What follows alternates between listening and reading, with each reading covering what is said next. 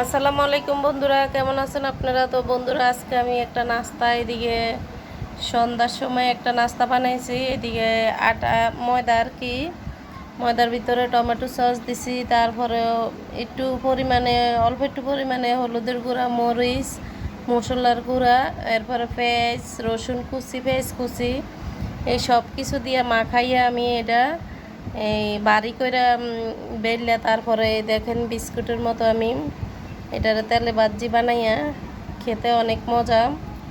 তো এই সাথে পেঁয়াজ দিয়ে, কাঁচা পেঁয়াজ দিয়ে খাওয়া যায়। যারা না খায়, পেঁয়াজ না খায়, না খাবে, সমস্যা নেই, কিন্তু খেতে অনেক টেস্টি হয়েছে বন্ধুরা।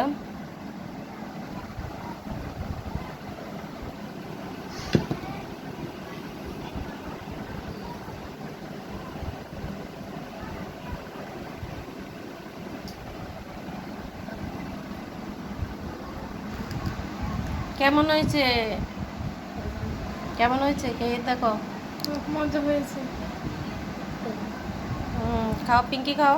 নো,